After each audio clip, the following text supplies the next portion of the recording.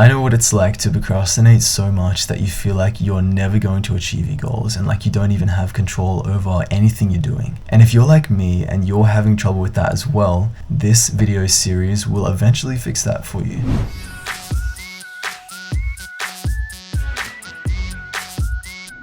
I was one of the biggest procrastinators in school. I would submit everything right before it was due and put pretty little effort into it. And one of the biggest things that I've been procrastinating on outside of school for the past few years is making my YouTube channel actually seriously. Like seriously putting the effort into my YouTube channel to get it running and to become a YouTuber. So that's what I've been procrastinating on. Yours might be completely different, but this series is going to cure your procrastination. I will try my best to deliver that. So over the past year, I've learned dozens of techniques that I can use to just improve my life in general, to have more discipline, self-control, and to stop procrastinating. So I'm going to share some of those techniques. I'm going to touch on ones that didn't work for me, and just in case they work for you. And the first one I'm going to talk about is very relevant to this series because it's consistency and momentum. So if you're procrastinating on just a one-time thing, then consistency is not really going to make sense, but I'm going to talk about it anyway, so just bear with me. There are other good techniques in this video. So to have consistency or momentum is to start something and then keep going with it.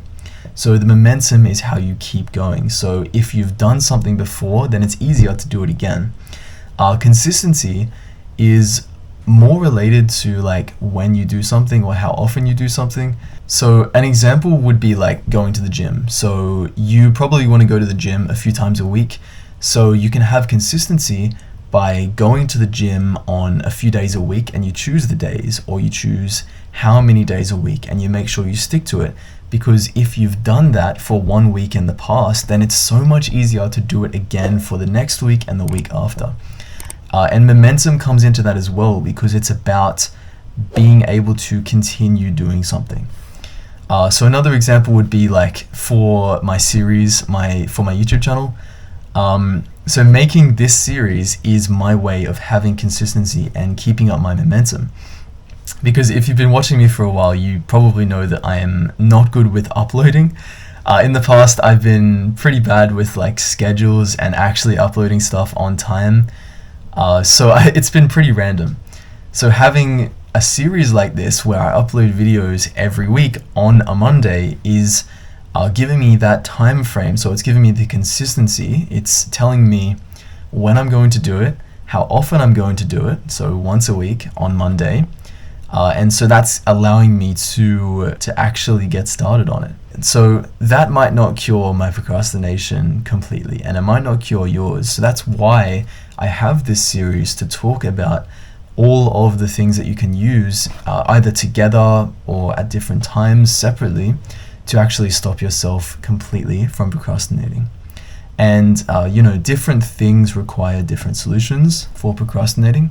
So consistency might not apply to something that you're doing, but some of the other techniques I talk about might apply for that. So the next thing I wanted to talk about is Wu Wei. So it's essentially a Chinese philosophy that is about effortless action, or not worrying about a task that you have to complete. So there are a few parts to it. One part is, if it's possible, try to stop worrying about the task you have to do. Like if I'm worried about making a bad video, like I'm worried people won't like this video, I'm worried that it might get like 10 views and that's it, like no one will see it. So that is a real fear that I have, that people will not like something that I make.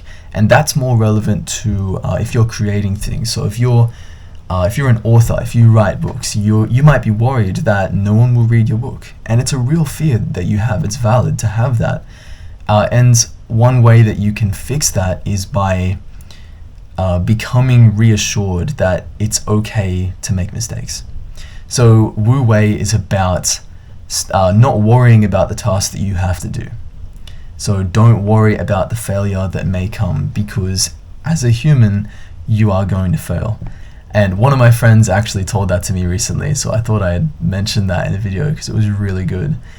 He basically said that if you're a human, then you make mistakes. So you just have to accept that. So that's not all that there is. It's also about making tasks easy, basically. make it effortless to do something. I guess you could say it's like being at peace with what you have to do.